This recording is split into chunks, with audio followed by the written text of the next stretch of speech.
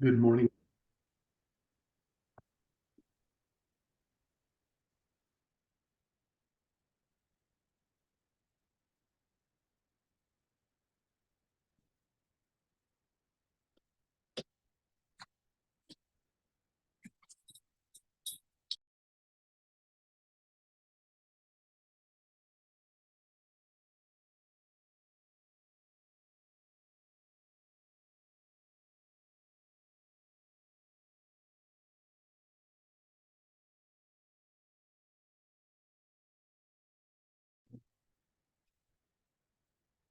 Hey, Sydney, I have a question. Yeah, go for it. Hi, everyone. Our new market co-manager is going to be joining this meeting with us today, and I sent him the link, but it's not working. So I'm thinking he might need to be invited to the Zoom. Or should it work that if I just send him the link to the um? It should work if you just send the link. Because I'm trying and it's not. Okay. All right. Thank you. I will keep troubleshooting.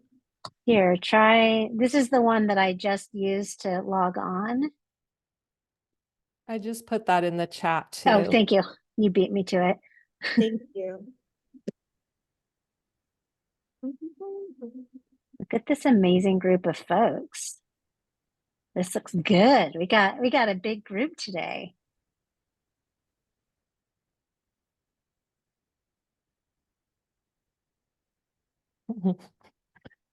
I did put the wrong link to the meeting agenda because I posted the the link to the recording here. So I will update that in just a second. Sorry.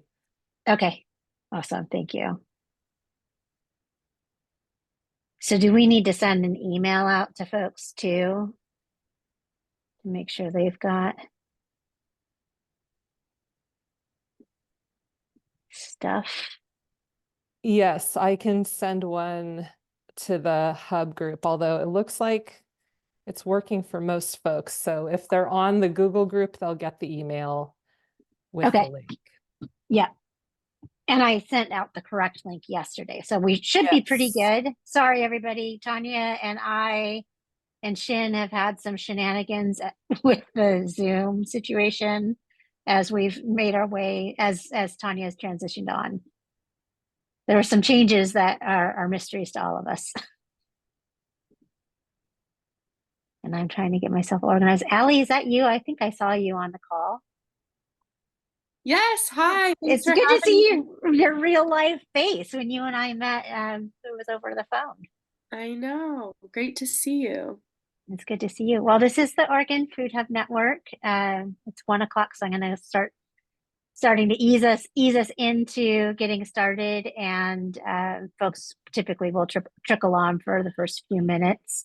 Hey everyone, this is Allie from New Entry Food Hub in Eastern Massachusetts, and Lauren Gwynn actually met her at a conference earlier, or actually last year, and introduced us. And I asked Allie to come and share a little bit about how they're running their food hub, um, in particular because they're doing something pretty interesting with how they're handling institutional buying, which I know many of you have some goals around that. So take it away, Allie, if you want to introduce yourself, that'd be awesome. Yeah, this is so great. I'm actually from Spokane, Washington originally. So I am excited to be talking to some West Coast people on this call. And then after college, I moved to Colorado and worked at Valley Roots Food Hub in the San Luis Valley of Colorado for a few years. And now I'm over at Tufts University in Boston. I'm a graduate student studying agriculture, food, and environment, and I'm working at a food hub they have over here that's affiliated with the university. It's called New Entry Food Hub. And yeah, I'm really excited to share what I think is um, a pretty exciting structure. I stumbled into it, and the way that they're running their food hub is different than the one in Colorado, and I thought it was very efficient and smart. And so I'm just here to share what we do, and I would love to hear your thoughts on it, and if anyone else is doing something similar. I'm going to share my screen so you can see my slides.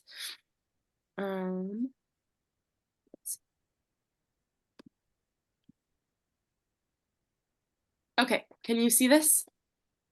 Yes. Great. So our mission at New Entry is to build long-term economic self-reliance and food security among farmers in Eastern Massachusetts, and to expand access to healthy and culturally appropriate foods in underserved areas through production of locally grown produce. So this little picture of farmers that we have here are some of the farmers that we work with. Many of them grow on site in our incubator program. It's a 3-year program. We train them, and they can sell to the food hub. It's not their only outlet, and they don't have to sell to the food hub, but it's an option for them. And then after 3 years, it's expected that they graduate from the incubator and go and find their own land elsewhere.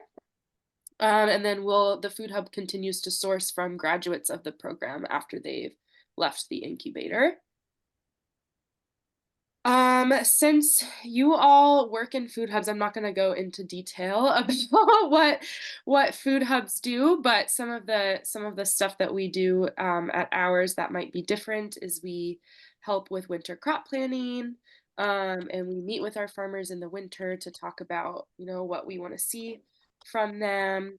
We do our CSA feedback surveys and wholesale customer surveys, and talk to our clients and find out what they would like to see in the upcoming year, what went well, what didn't go well, things like that. Let's see. Our market channels include our CSA program. We had 95 CSA customers last year, and then we also do the CSA Your Way program where people can select what they want a la carte style. We use local food marketplace for that. We have started accepting SNAP and HIP, though that has not been a major focus of ours. I think we had 3 customers last year.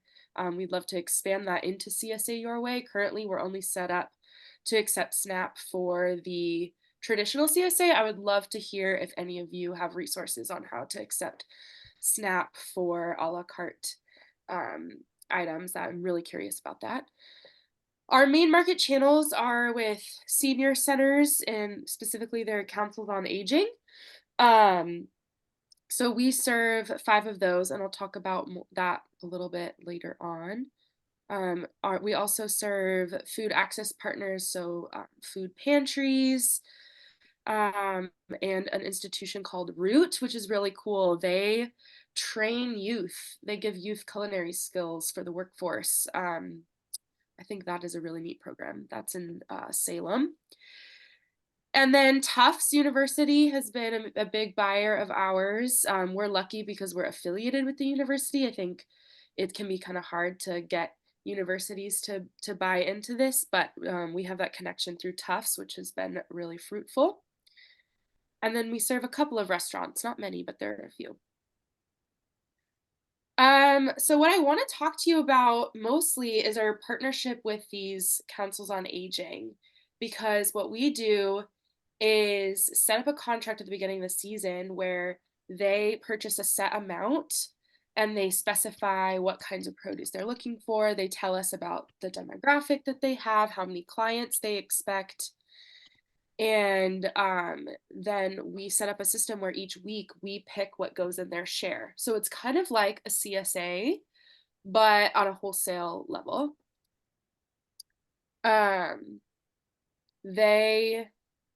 Here's a little bit about like our weekly operations and how that looks.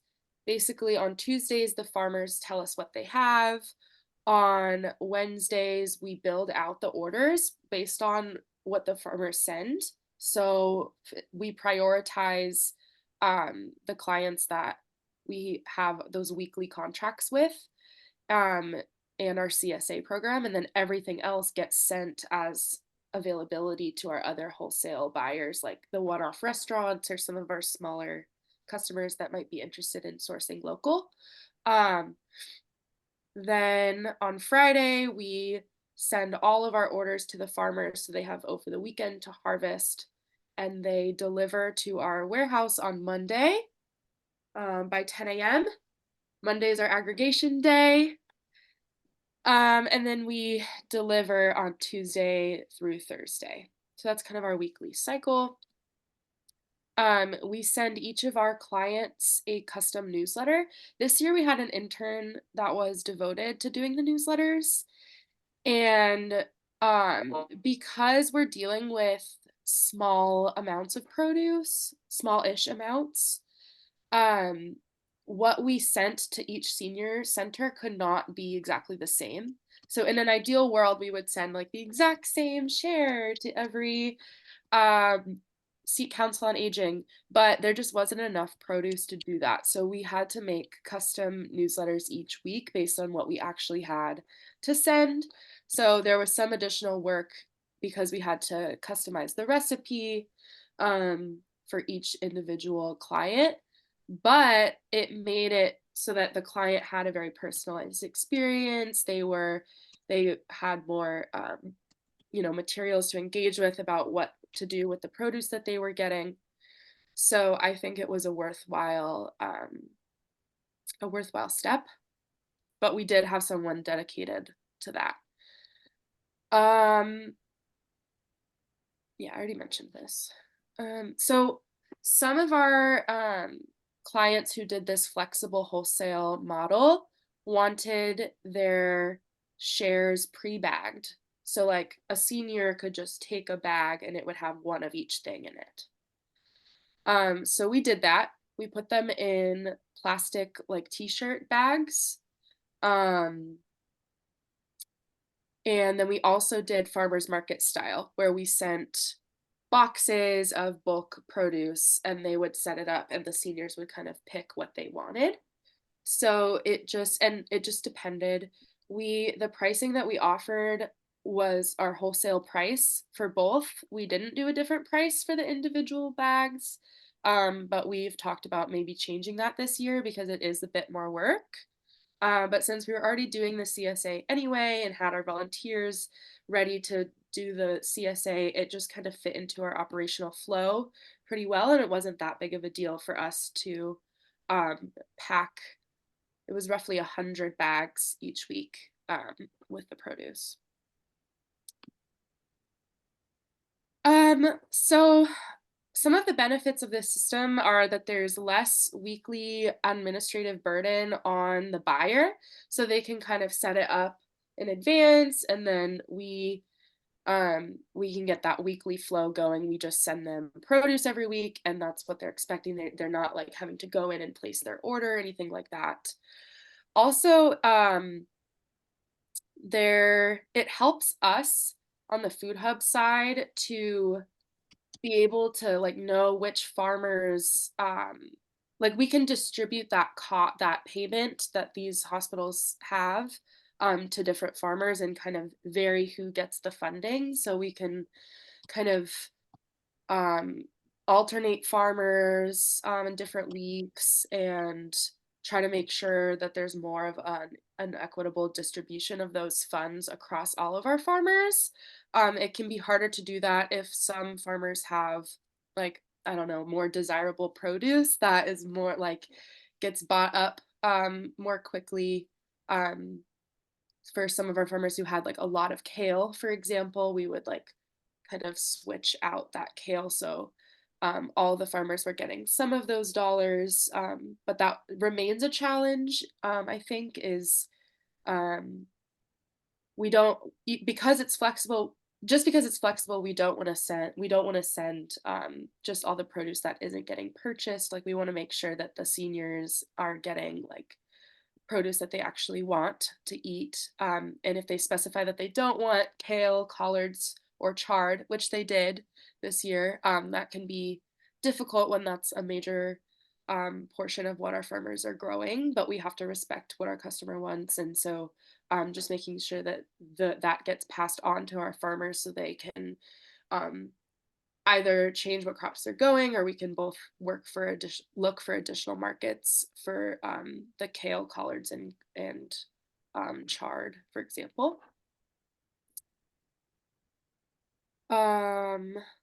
Some of the keys to success for working with institutional buyers is contracting in advance. It does take time. There's a lot of administrative lag. Crop planning helps. Tracking farmer demographics is important when these funds come from grants. So just making sure that that information is readily accessible. Food safety. So all of our vendors are CQP certified, which, to be honest, I don't know what that stands for. So I don't have all the details on that. But consistency, we delivered the same time every week, which I think was helpful. They were built into our route. And it was actually helpful for planning the rest of our route to have this weekly commitment. It helped shape like where we prioritize CSA outreach, and where we knew we would be going. And then we also did cooking demos. So we went to the sites and taught the seniors how to use their produce. We did that once for each senior location, and that was a lot of fun. I did an eggplant recipe. Baba Ganoush. Yeah, I already said this. One other thing I'll mention is I think one of the benefits of distributing these grant funds among farmers is it allows the smaller farmers to benefit from those institutional grant dollars in a way that they probably otherwise wouldn't.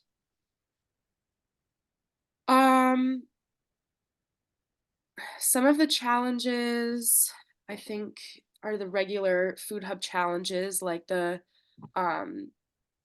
difficulties in preparing raw produce. Especially some seniors might struggle with, like, cutting a butternut squash, for example, can be kind of hard. And it requires some culinary expertise. But the feedback that we got from the seniors is that they really enjoyed it. They enjoyed the social aspect of going to pick up their produce and talking about what was in the box that week.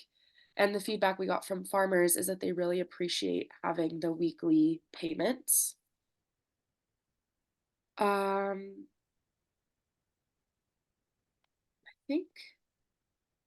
think I'll stop there and see if there are any specific questions. Yeah, Ellie, we had sort of 3 pop up in the chat. There is an interest in knowing how this was funded, if the entire program was grant funded, or what the funding structure looked like to get this launched. There was an interest in learning a little bit more about the workforce development component. And then I threw in there, understanding the relationship between the pantries and the food hub. But I think if we started with that first one about, like, how did this program come to be? Was it a grant that you worked on with this senior center? How did you start this off? Yeah, we've had kind of a long-standing partnership with Leahy Health, and Leahy is a large medical institution, and they have multiple councils on aging.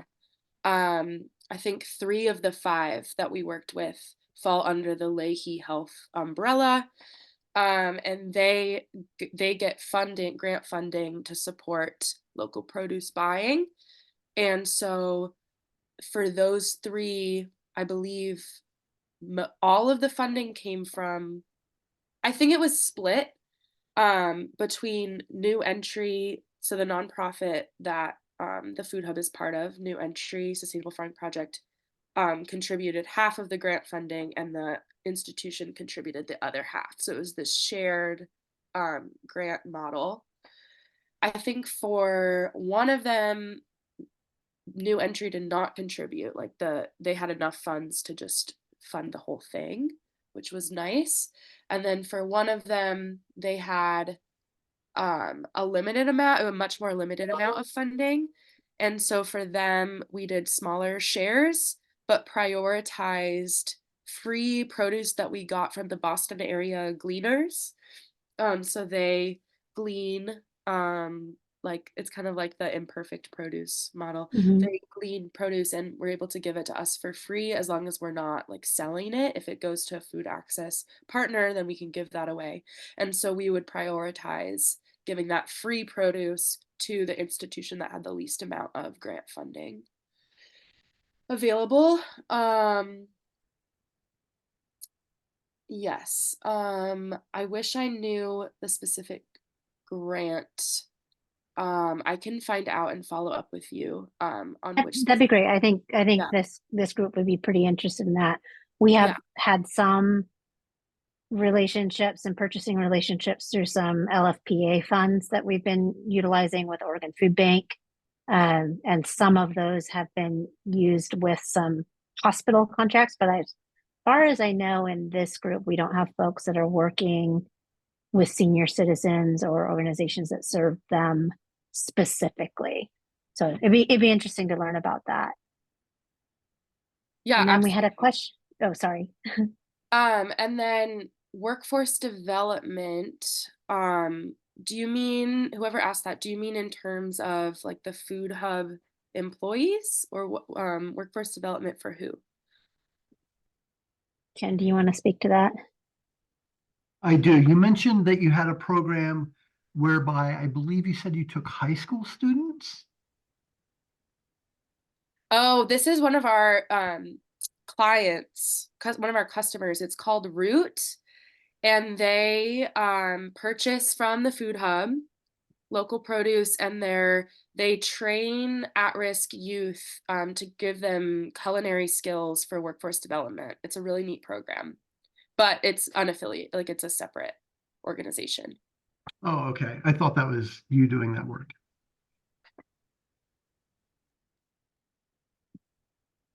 And then we have a question about, are you contracting directly with the producers and are you paying them up front, like a CSA would, or are the contracts just with the institutions?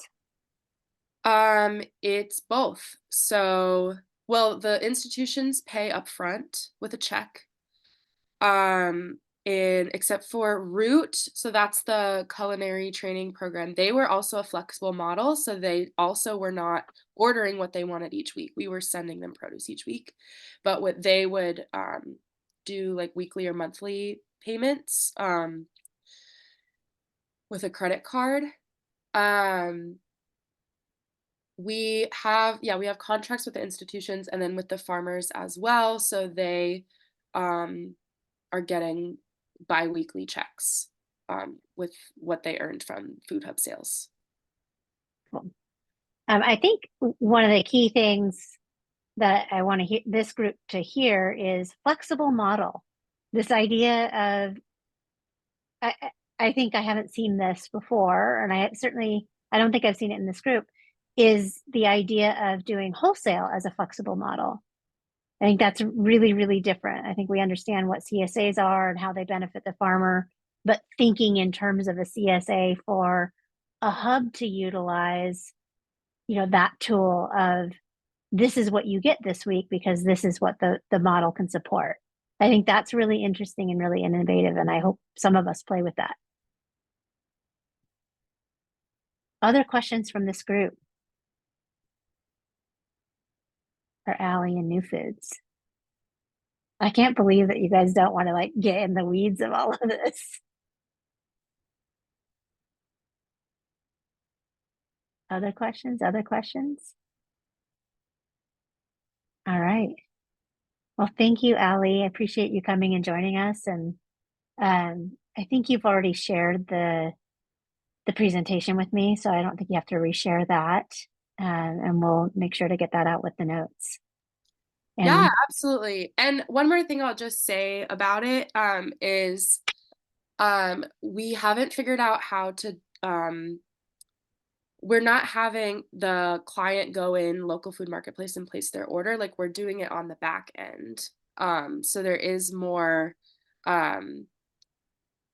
like we have our own spreadsheet and then we go in and enter that into local food marketplace as the order and place the order for them. So that's just, I wanted to say that in Mhm. case anyone was curious. Oh, Kristen, we got another question. Yeah.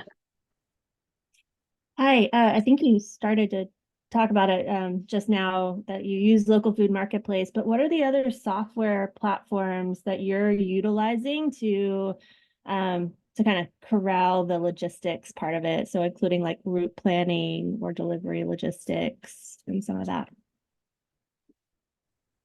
the route planning is just an Excel spreadsheet that we have like our base route that has like delivery notes. I would love to know if you have a good route planning software, because I just made a giant spreadsheet. And yeah, I'm like manually plugging it into Google Maps to figure out where to put it on the route sheet. I'm sure there's software for that, but we are not using that. Maybe this year, that would be great. What else? To track like what the farmers have available, we put it first into a spreadsheet, a weekly spreadsheet that has the prices that we set at the beginning of the season before we enter it into local food marketplace, and that allows us to like cross check the price, make sure that it's what we agreed upon. Yeah, I wouldn't say we're using really any other sophisticated software besides LFM. We use MailChimp for all those newsletters and Canva to make the designs for our newsletters. But other than that, I'm trying to think. I think that's really all. Would love tips. Awesome, thank you. I think we have some folks that have shared what they've used in the past, but I was curious what you were using, and we're happy to share what we know. Thank you. We got some more questions are dropping in the chat for you, Allie. And Allie, feel free to ask some questions of us too. We've got some time. Yeah, I mean, my big question is about SNAP. I'm curious if anyone on this call is accepting SNAP for CSA, like a la carte style orders. SNAP has been a monster issue, and there are some folks who are accepting SNAP. And it's been, yeah, we got some laughing emojis going, laugh cry emojis. But I do have some resources, Allie, that I can send you to some links to some meetings and some notes about that specific issue. We've had varying success levels. Awesome, thank you. And then just answering the staff and volunteers question in the chat, we have a full-time manager, Sarah. Then we have me, the assistant manager, also full-time during the summer. And we had our full-time intern, and she was the one doing the newsletters and helping with aggregation. On Monday, we had a full-time driver. And then on aggregation day, we would have 2 volunteers come in every week, and it would be kind of all hands on deck. The other staff from like the farm crew and the office staff would come and help with aggregation. So on Mondays, we would have about 9 people helping. But in terms of Food Hub staff, it's really 3 full-time staff. Awesome, thank you. There's a note, Kristen. Abigail's using Optimo route out in Southern Oregon. Sounds like you need to connect. Other questions for Allie while we have her? Thank you, Allie, so much for coming and joining us. And you know, we're being late in the afternoon for you and coming and joining it along Zoom. We appreciate it. Oh, I'm happy to be here. It's great to connect with other food hubbers. Join us anytime. We're here. Sweet. Okay. Well, great to be connected with you, Sydney, and all of you. I hope you have a great rest of your day. You too. Take care. Bye. Appreciate it. Caitlin, you're up. Can you hear me? Yes. And actually, I'm going to kind of start us off a little bit. So we, as you all know, the Oregon Food Hub Network received some funding from the Oregon legislature to support the Oregon Food Hub Network and to invest in infrastructure. And we talked about that grant, the infrastructure grant programs last meeting. But this meeting, we're going to talk about the network investments that we've decided to do for the Food Hub network. And Caitlin is leading the charge on one piece of that. And so she's going to talk to you about what she's coming into the network to do and how it's going to help us. Thanks, Sydney. Yeah, I'll introduce myself. Caitlin Seifrid. I live in Astoria. There's a lot of familiar faces here. I previously worked for the North Coast Food Web up in Astoria for about 3 years. And before that, I came to Oregon as a rare AmeriCorps member working at Columbia Gorge Food Bank in the Dalles. So it's nice to see some AmeriCorps folks still on these calls and the next generation of AmeriCorps.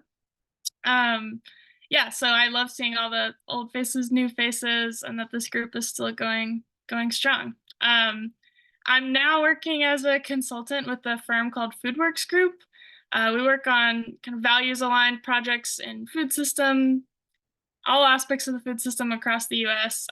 We're like a small team of 9 women, and so I work on a lot of remote projects, but I'm really excited for this project to be more grounded in the place that I live and the people that I know and have worked with for a while in my previous job. So really excited.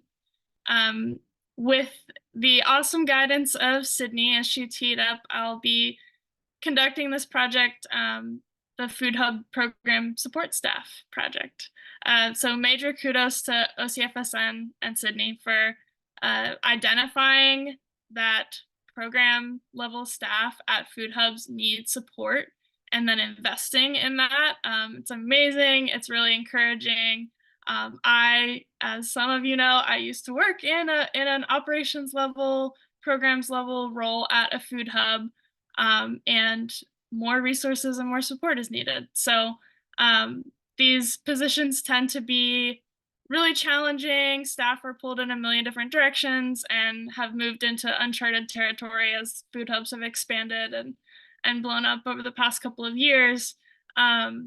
So, and to be frank, as you all know, there's a lot of turnover in these roles. There's a lot of stress. And one of the most valuable things that I experienced when I was in that role was just randomly connecting with Julia, she's still on the call, randomly connecting with staff at other food hubs around Oregon that could commiserate with all of the challenges that I was facing, and doing that problem solving. It's everything that happens in this group monthly, I'm sure. So I don't need to over explain it, but it's that value of connecting. And this project is particularly looking at bringing that down to the operations level staff, instead of a focus more. We tend to cast a wide net, but we tend to get more of the executive level roles at food hubs involved in communities like this one, like the working group. So we want a branch off that's specifically the operations level, day-to-day food hub management, logistics, staff, and how we can support those folks best. This project, I'll share a high-level overview. I put some notes in the agenda. If this is like too long and you get lost, and you want to reference it later. Basically, this project is planned out for this year, 2024. We have 3 pretty basic phases. The first phase is assessment. So over the next, until March, over the next 2 months, I'll be talking with folks. I'll be connecting with you, with your food hubs. I want to get a more specific idea of the on-the-ground needs, what resources and trainings would be helpful for folks, and then also what format and process connecting could take place in. So I know that meetings and staff time are a pressure point for food hubs and especially operations folks. We don't want to take away time from that particular group without it being really, really valuable. We want it to add to you and your food hub rather than take away. So that first phase will kind of be tackling that problem of like, what does this look like? What sounds most useful to people? And beginning to recruit some faces to this group.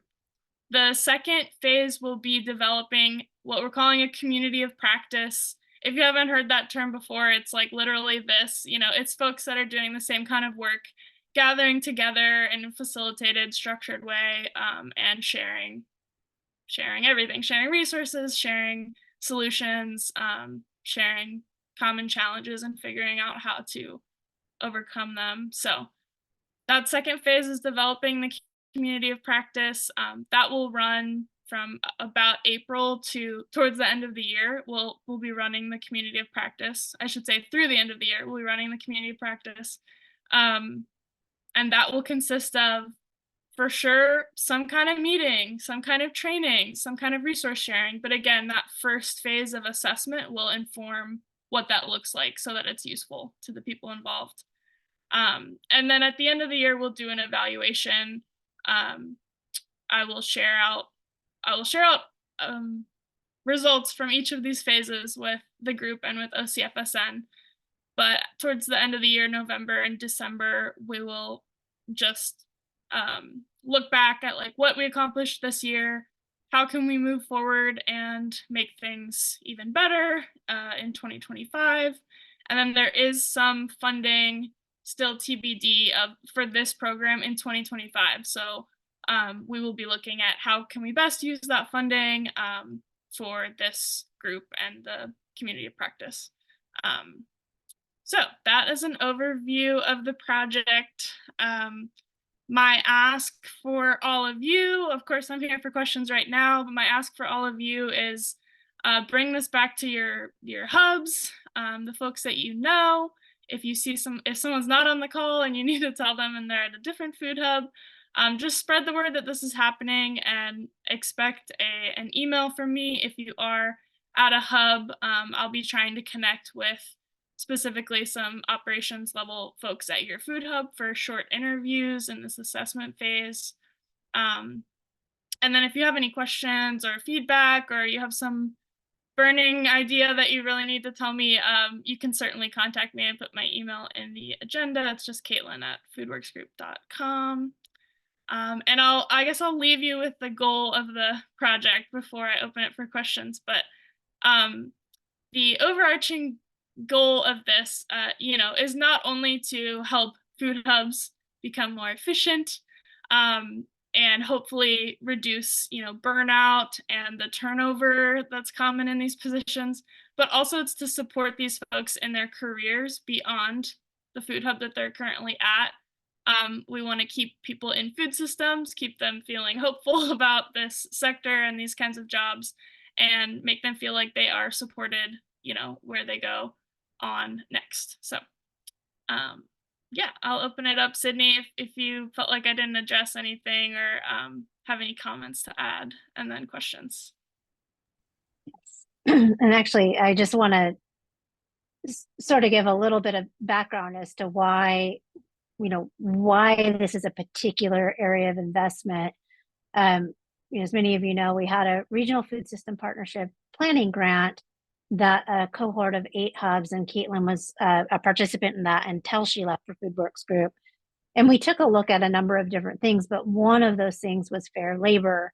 And as we were working through our conversations around fair labor and what we can do to operationalize fair labor in our food hubs, there was a lot of conversation about staff turnover, and on our calls, we were having these conversations about staff turnover, the stresses of our staff sort of breaking under our operations. And it became clear that we as a network needed to invest some time and energy into supporting program level staff specifically. A lot of the deep work that we do is sort of happening at the executive director level, or it's like this thought and planning effort and energy. And then we have this monthly call where we talk about hubs generally, but as a network, we haven't really specifically invested in, you know, our market managers or the folks that are running the online marketplace or the folks who are actually delivering service on the ground, who are figuring out what their folks need. And so that's why we're doing this.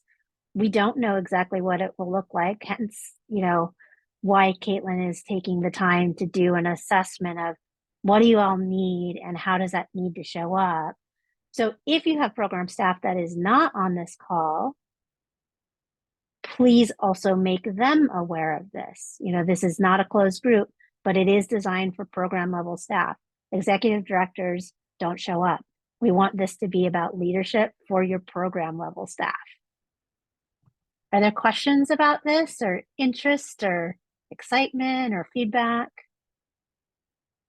It's new for us to run new programs. Got a woohoo from Jasmine. Awesome. Thank you, Jasmine. I'm hopeful that it will be really valuable for all of us, and that our program staff can learn from each other in the same way that we've all been able to learn from each other and build the kind of relationships. And yes, looking at their careers, it'd be great if they grew in food systems and we didn't lose all of this knowledge and time that we've invested in folks. You know, every time you hire somebody new, it's a lot of work and effort to train. So the more that we can keep that knowledge in our network, the better for all of us. Thank you, Caitlin. I'm super stoked to have you. Yay. Happy to be here. I was just thinking about Christy's question of, you know, if it's a one-woman show. I mean, if you do programs and operations level work, I think you are welcome to join. It's really just those cases where there's a lot of hubs where the executive leadership tends to have a lot of time to interact with great, you know, groups like this. And sometimes the programs level staff aren't able to join and share in, and there's not a separate space for that. So that would be the case for those kinds of hubs. But Christy, yes, I will be connecting with you. Awesome. Anything else on this, y'all? Twyla, nice comment. Caitlin, I hope you're blushing. Thank you, Twyla. I'm excited to see a lot of programs level staff from the North Coast Food Web on this call today. So hello to you all. That's awesome. Thank you, Caitlin. Thanks for joining us today. And you're free if you want to, you know, reclaim some of your time. But I appreciate you coming on and kind of letting us know what's going on, and we'll get moving on this program. Appreciate it. All right, Tanya. Tanya's going to lead a big, weedy conversation about what kind of TA do we need?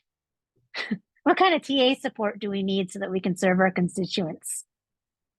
Thanks, Sydney. And really fun to hear about both of those programs. And thanks for having me. I just wanted to start out like a little background. I've introduced myself to some folks in this group, but I know everyone doesn't always make every meeting. So I'm Tanya Murray, and I am the state coordinator for Oregon for the new Northwest and Rocky Mountain Regional Food Business Center, super long name. The regional food business centers are really in like their biggest way about providing support to really strengthen our local and regional food supply. And so kind of within that, and looking at all the work you are all doing with your hubs, and working with the food producers that you work with, we're really interested in understanding, like Sydney said, what the technical assistance, and I'll break that term down because that term alone is kind of like, what is that? You know, what is already happening, because you're already doing so much, and also, you know, what are the places that, you know, you can see getting some more support. And so when I say technical assistance, I think we can think of that really broadly as just guidance and support and advising, and maybe some kind of like training programs, but all those different things. I would even say that community of practice is part of technical assistance. So it can look a whole lot of different ways.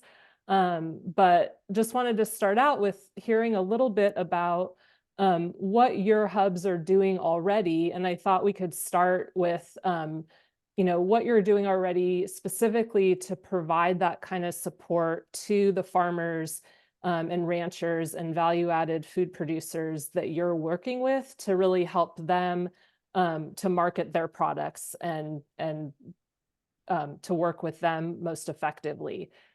So curious to know and open it up to hear a little bit from all of you around what that might look like in your different hubs, and what sort of things you're providing support with.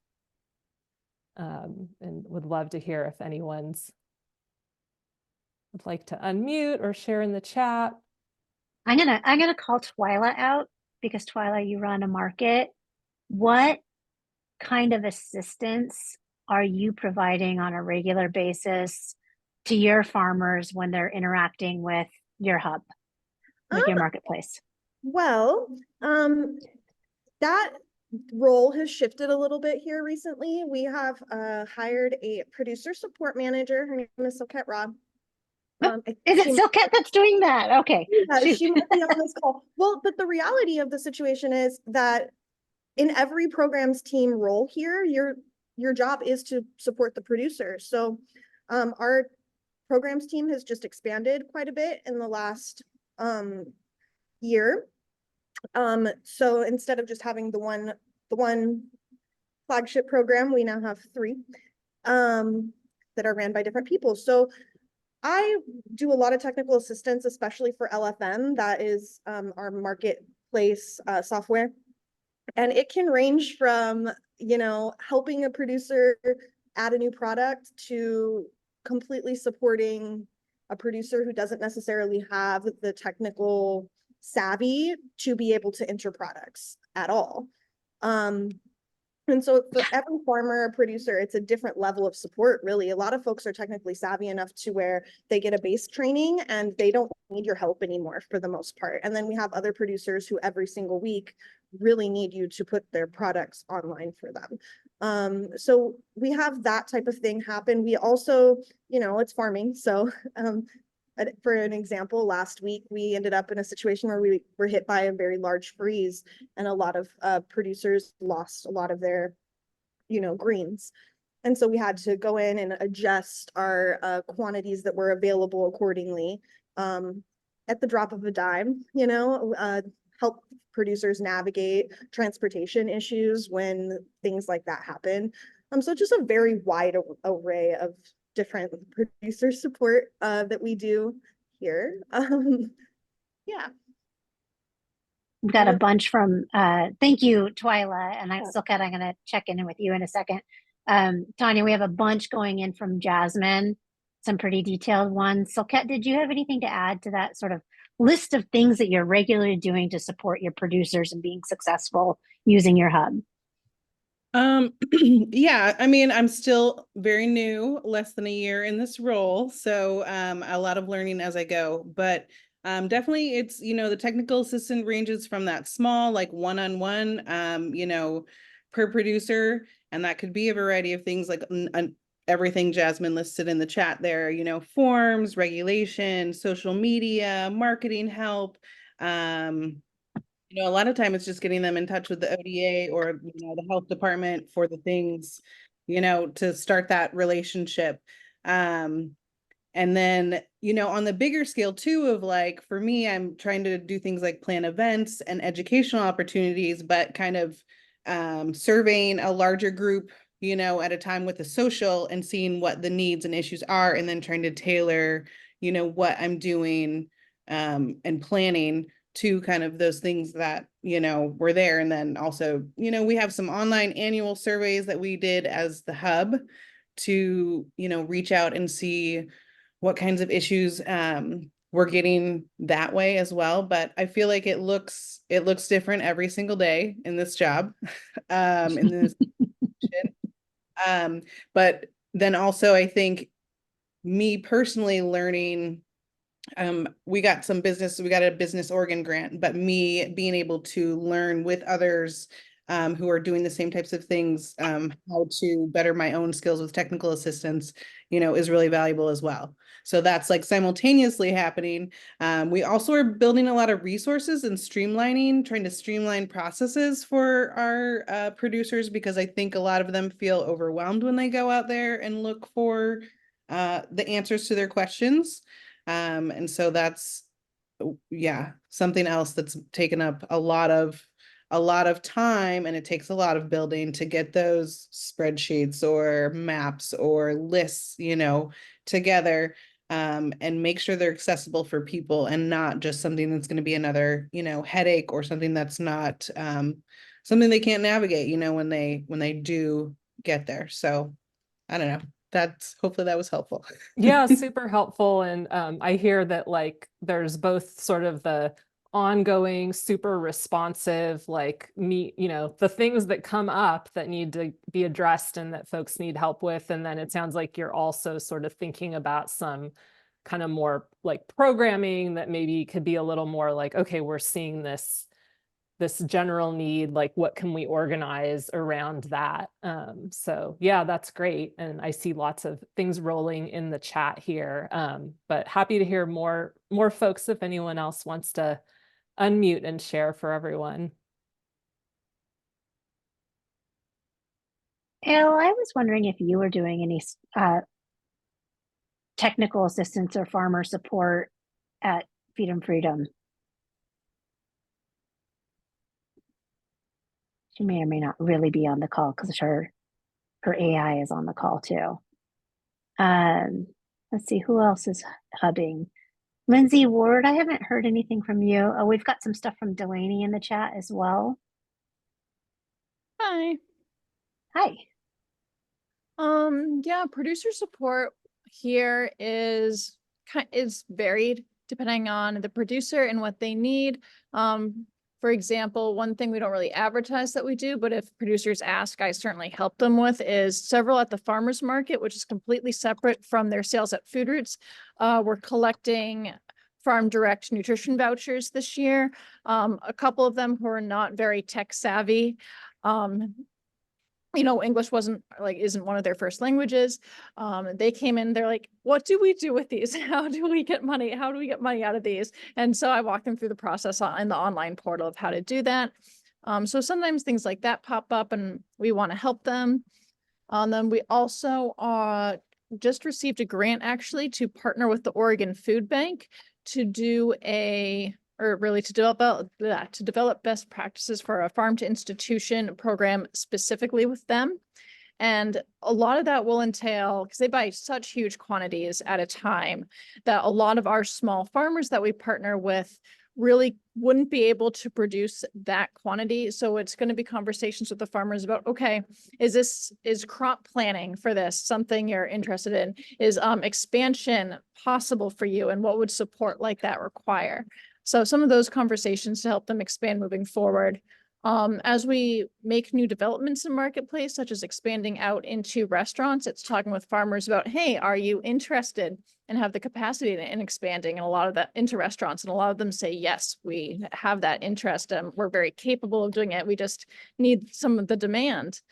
We need people to buy all the bulk produce we have available. And so it's reaching out to restaurants to make sure that all these farmers have avenues for their produce to go to. Yeah, that's great.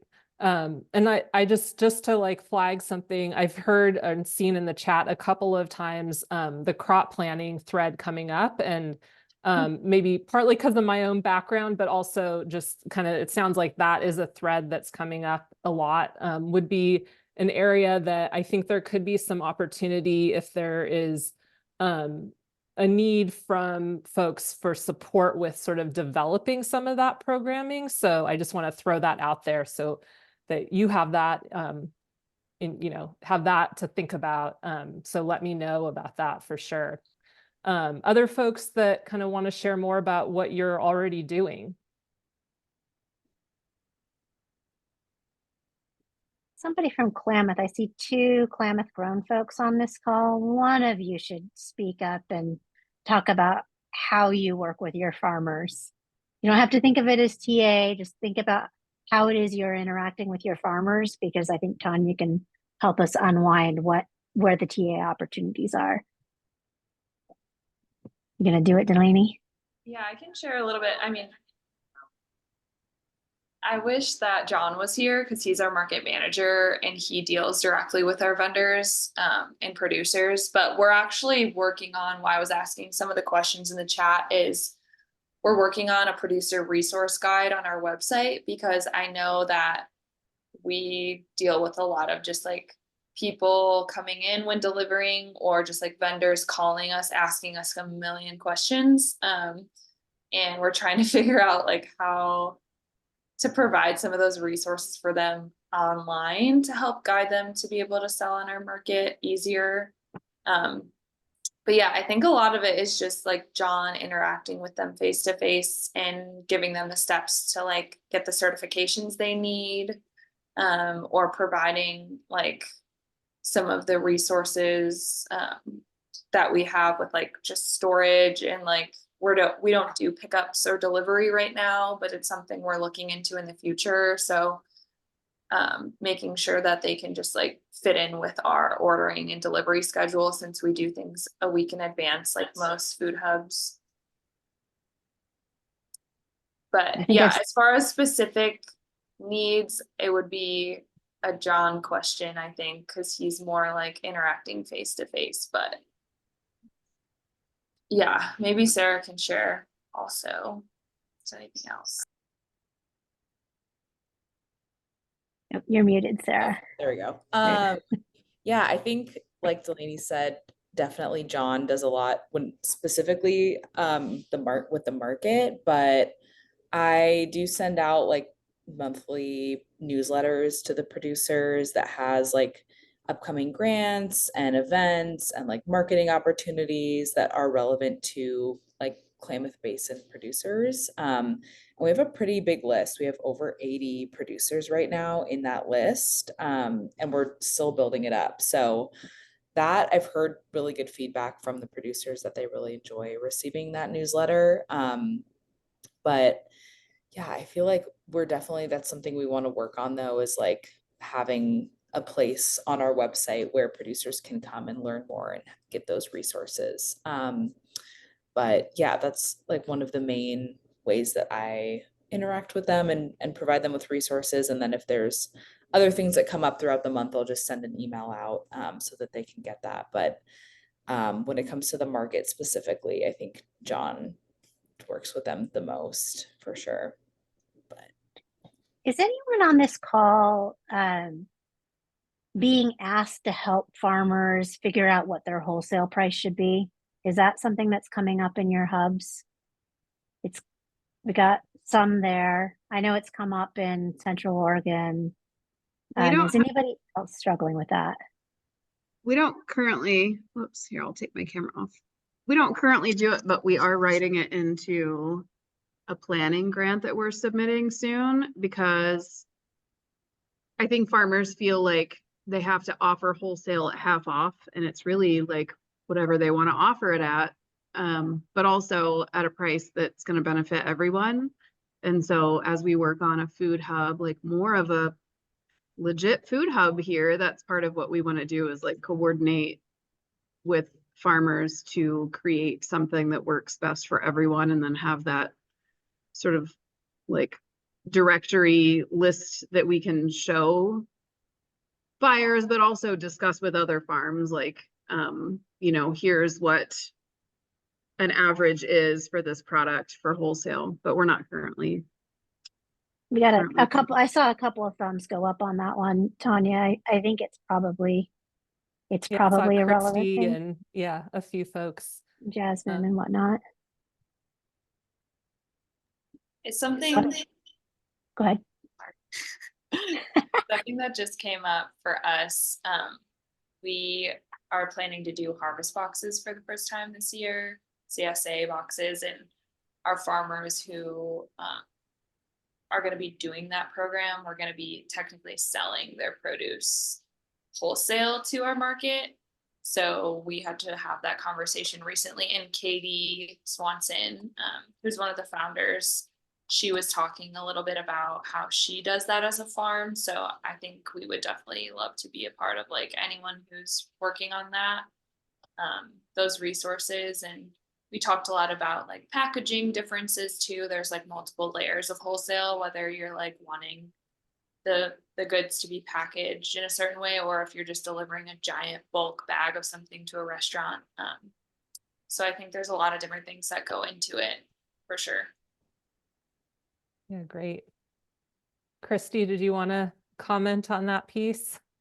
Yeah, just what I've done is I have the vendor application where there's a little bit of information, and then when they filled that out, and that's sort of like the first level of how serious are they, because if they can't find 20 minutes to do that, it was even shorter in the past, I just made a new one that's longer, then probably they're not ready to sell wholesale if they can't fill out the application. And then so it's like this stepped layered thing, but in the welcome letter that I send them, once they've filled that out, then I have a link to extensions, storage, some of their storage articles, like all of this information exists. It's not like any of it needs to be recreated. So I just have a link to extensions pricing guide, to some of the GAP, guidelines. They don't require certification, but they should still know what the rules are, and that kind of thing. So I provide it sort of on the back end. It's not some of it now. I just move some of it forward to the front end of the website so that my customers can see that there's, some rigor, but most of it's on the back end. Great. Yeah. Other folks? You don't have enough to work on yet, Tanya? There's Oh, like I've got a 500 ton. things. I know. The list is just growing. You but asked for it. I love it. It's great. Well, it's just really it's helpful just to hear the real like specifics. So I really appreciate hearing those from you. I guess the other layer to this question that I wanted to kind of bring up is also around kind of what your needs are as a hub. And I think before we go there, I'm a little bit curious about just this general question around sort of growth and like the idea of growth of the hubs and growth of sales, because that is part of what the Regional Food Business Center is about. But I'm curious just how you're thinking about that. Like, how are you thinking about growing sales? Is that even important to you? And if it is, like, why? Like, what's behind that for your organization? Yes, someday I would like to earn more than the minimum wage, is why I'm trying to grow sales.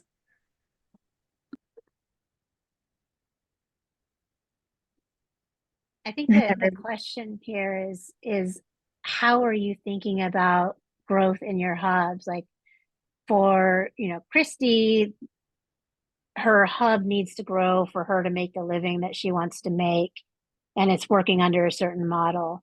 For some of the rest of you, your hub growth is tied to how it benefits your farmers or the services that you can provide as a hub.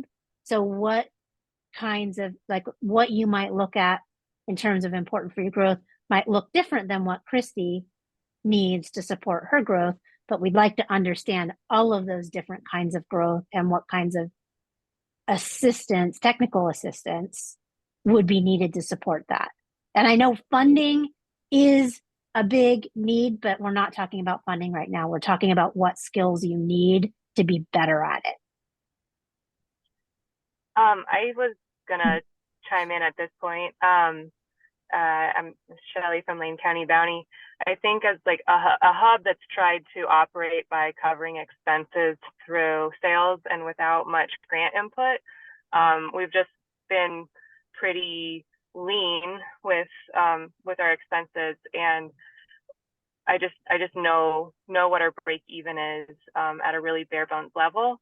However, just coming from a small farm background, I never have really added a marketing budget that is appropriate to the scale of growth that we want to go. So for me, in a very market-based business right now, I just wish I had known what marketing costs at the beginning of all of this, and then been able to adjust my expectations for what I need in order to grow.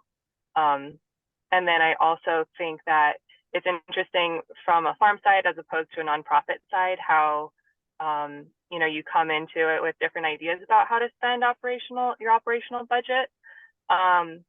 And I also think that we shouldn't be doing it without more input from like an investment from grants and fundraising. Like, so I would love to see more like P&Ls and just like more understanding of the cash flow stuff. I think would be really helpful for my format of business. Shelley, Christy, I think Kiara's on this call. I don't think Aaron is. Those of you who are operating for-profit hubs, there is resourcing coming from the hub network. I'm working right now on finding a contractor. I'm talking to a contractor right now, but we're negotiating the contract and how long she wants to spend on it, on working on those very specific profitability issues that you are, by necessity of your organization, have to be hyper focused on if you're going to continue to open your doors tomorrow. So I do please hear that the hub network understands that you have unique needs and some unique TA needs, and there is some resourcing coming to that. And we will work on understanding how we can figure out some of this funding piece too.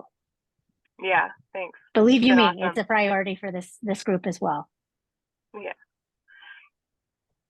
And some of those reports that you're talking about, you know, I think are a way to just kind of give you some input about how or some feedback, I should say, about how your business is doing, to help you kind of see like, oh, where could we be, you know, investing our time differently, or how could we sort of take some of the bumps out that we face. And so whether you're looking at the numbers like that or not, I think all of you probably are aware of like, where are the hiccups and where are the bumps and where are the places that you know, might want to like have things just go smoother. And I'm guessing that just from some of the questions for Allie about, you know, things like, or maybe she asked you, but like, what, you know, what are you using to figure out your logistics? And so I think, you know, it can apply regardless of sort of how your hub is structured. Like, so I'm just curious about those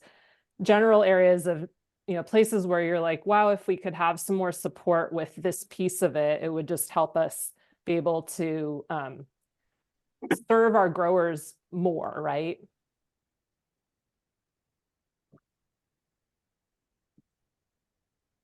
There's some comment for Kristen Penner in the chat that might be good to put into your brain, Tanya. Yeah.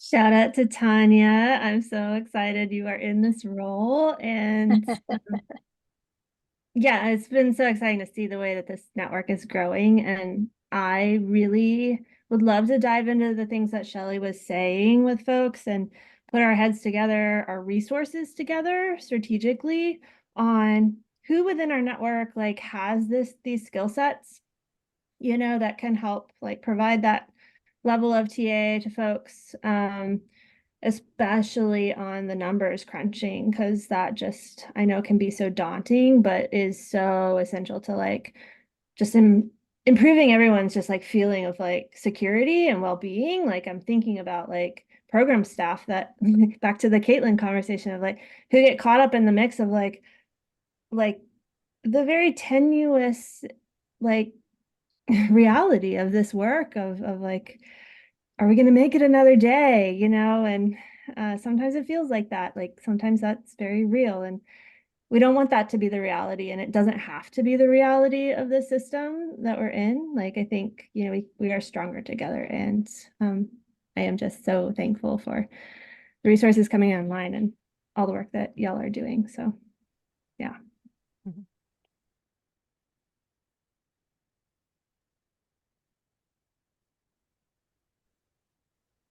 Thanks, Kristen. Other folks? I know for us, just with thinking of like scaling up for wholesale, we've been talking about like if we have enough farming and farmers producing what we need in our area, and that's been a big like question mark. We always need more producers in Klamath.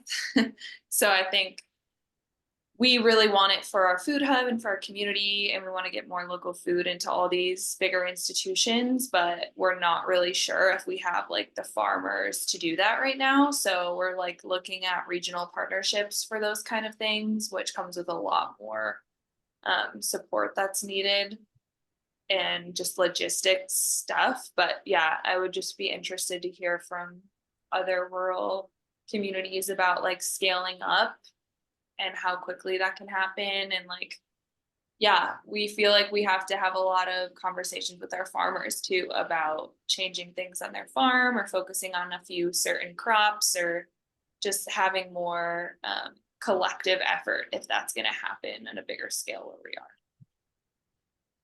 are. I would say, I think, Christy, you've experienced some supply constraints. I know AgCon has experienced supply constraints. Klamath is, Gorge Farmer Collective is also has experienced some supply constraints, and there's been some cross-regional relationship building and selling that has happened as a result of that. But also, we want to foster that, and we want to foster growing supply in our regions. And Christy's like practically driving to California to get all her supply in at this point. Like, you have the biggest loop ever at this point. No, it's just Walla Walla. 2 hours. 2 hours. I would never get away with carrying stuff from California. Oh, I know. Not in your region. Them's fighting words.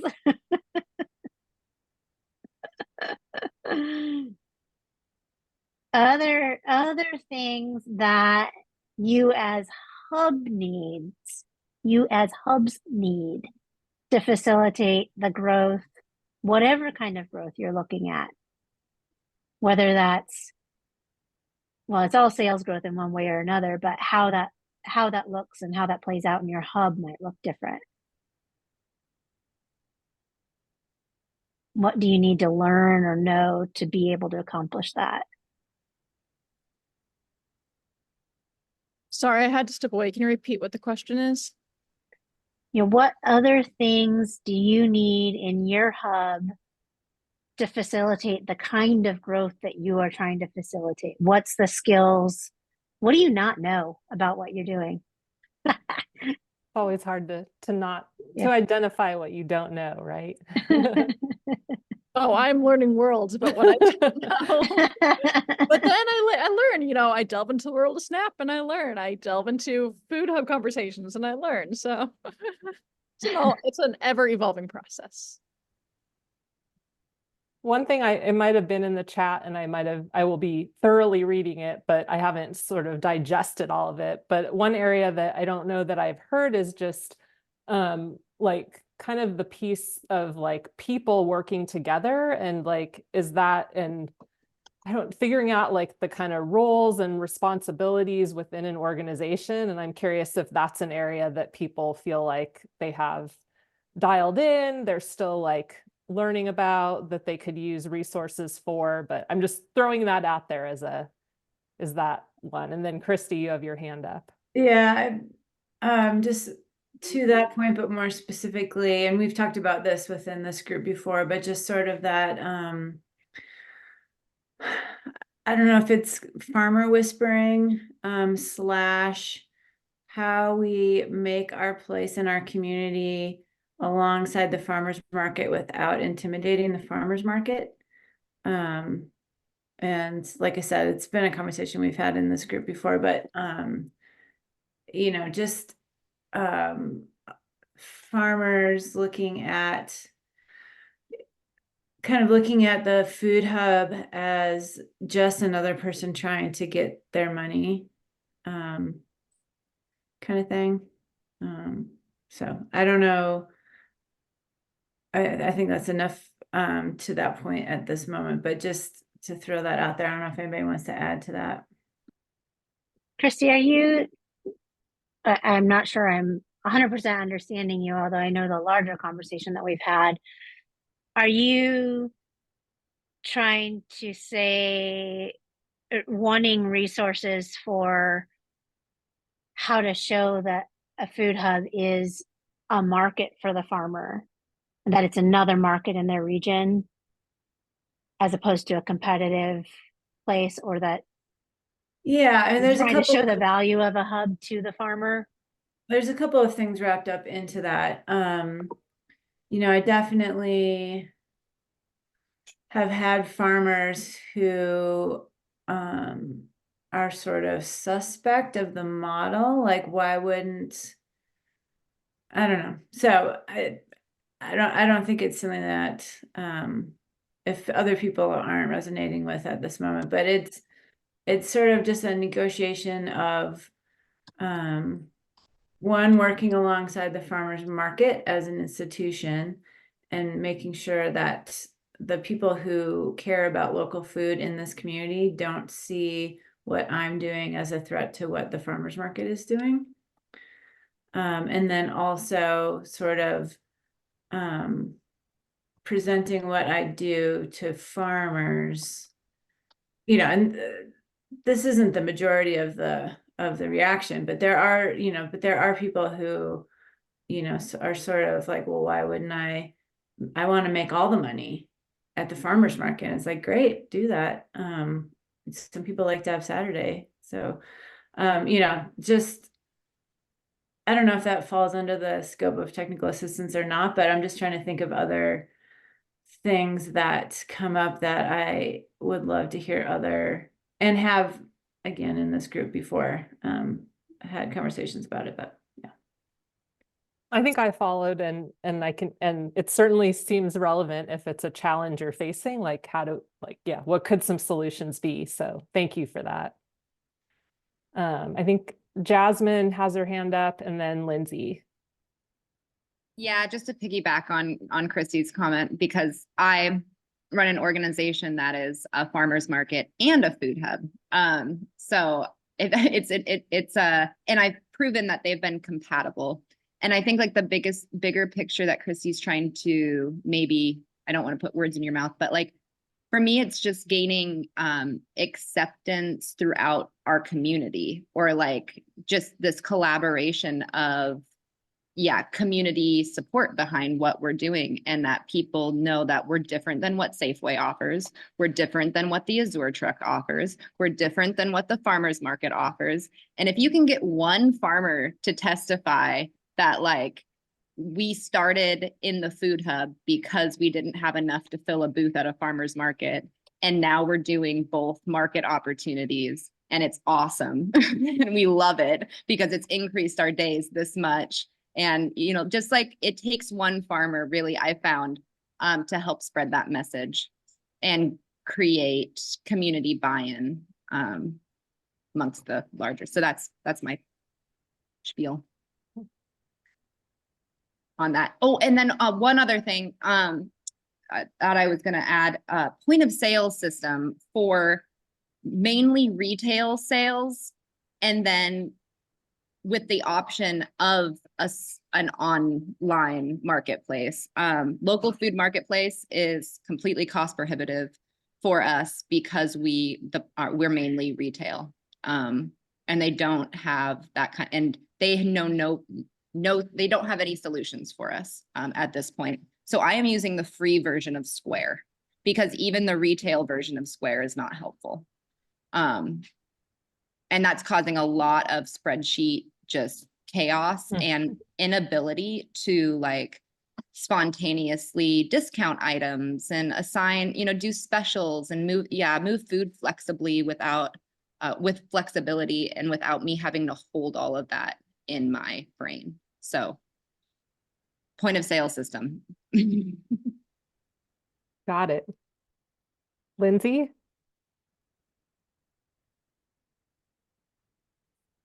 Oh, you're muted.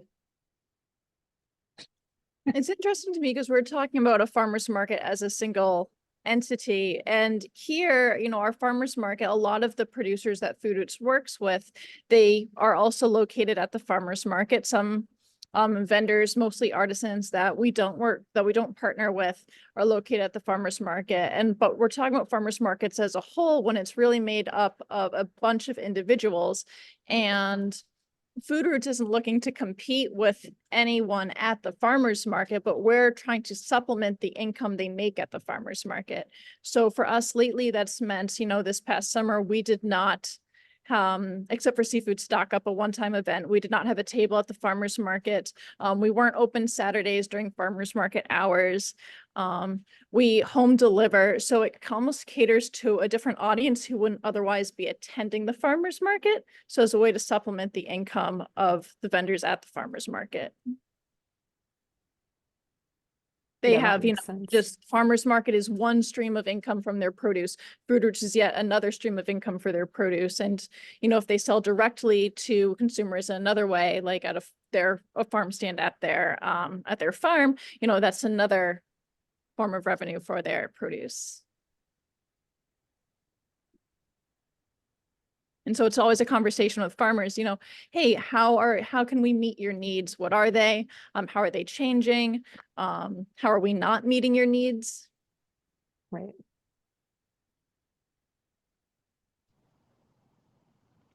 That's all I have. Well, thank you. Let me respond to some degree to that. And I appreciate the first participant being politically sensitive, how she tried to share that. Out here in East County, relatively new to a lot of the food conversation, and the new is in Rockwood or Gresham, we have a population of almost 88 cultures, ethnicities, and languages. So you have this collaborate or this food literally hub of folks, and many of them are foreign or either from Africa, Asia, or wherever. But you have some of the established folks, either they're Caucasian or white, or they could even be African American. Very few are African. So you have this kind of concoction of folks with their vision of what needs to happen to and for the community. And that's been a big challenge for us. And it really has, because clearly there are services and things needed out here. And many of them are surrounding food, from the farmer side of the conversation to the food hub. You know, we have a few pantries out here as well. But it's continuing to grow. And when new people come in, they come in sometimes with, no, this is how you need to do it. Not necessarily trying to usurp what is happening, but saying, you need to make us a part of what you're doing. And it's a challenge. And that's a big challenge when you have a developing community. You have the resources saying, yes, we want to assist you, but some people break off because they don't necessarily like the tension, and they get access to some of those resources, but it still doesn't serve the larger community. It's a segment of the community because that's who they're dealing with. So, like I said, I'm trying to be politically sensitive, but say that question you asked was definitely a good question.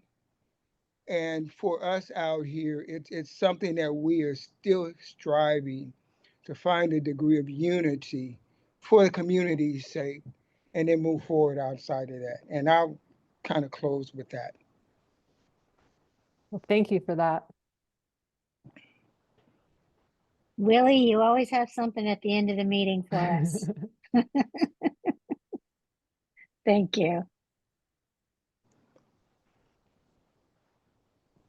Well, I just Go want to, ahead. yeah, Sydney, I don't know if you need time to kind of wrap up at the end. So I am just really grateful for, wow, even more sharing here. Just all the input you're giving, and I'm just excited to like kind of work with that, and we'll be reaching out to folks and trying to figure out kind of what can be co-developed. I think is really an approach that I think I'm excited about. So yeah, thank you for all that you're sharing, and you'll be hearing from me.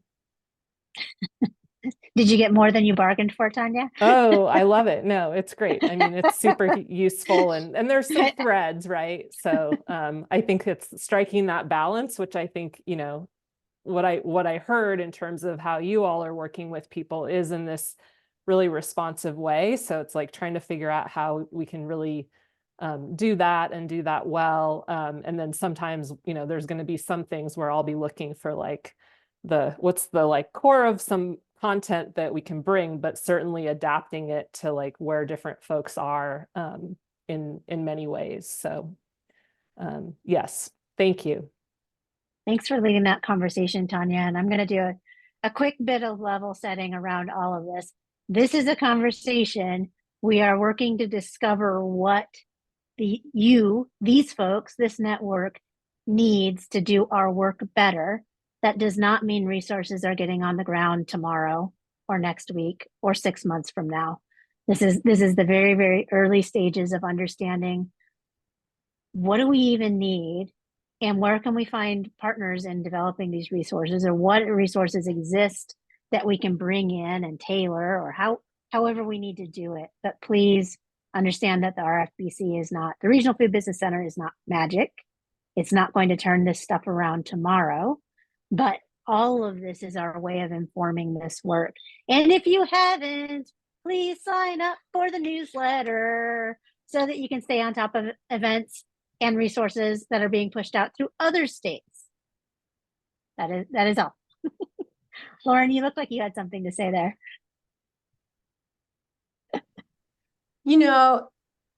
Some people know that I was there at the birth of this group, and I have really enjoyed just watching it evolve over time. And I have really enjoyed Sydney taking over. I mean, in a great way, and watching all of your hubs evolve and seeing all the other folks who are here. So I think in the same way that all of these amazing things have come out from our thoughtful work together over time, this is another extension of that thoughtful work. And we've all seen a lot of rush of federal money and federally funded programs go crashing out the gate. And sometimes things stick and they're doing really well, and sometimes things are harder. So we have an opportunity to go a little slower and be on the same time frame as this group is. So we wouldn't do it if there weren't this network, and we couldn't do it without this network. How's that for an auntie way to wrap up? I like it. I like it. All right, y'all. We have taken the time. We have discussed, we have learned, we have heard. Thanks for joining again. It's great to see everybody, and it's nice to see a nice big full room today. Good groceries. Good groceries. Christy Athens, new website launch. Big endeavor. All right, y'all. See you next month. Have a nice one. Bye, Lily.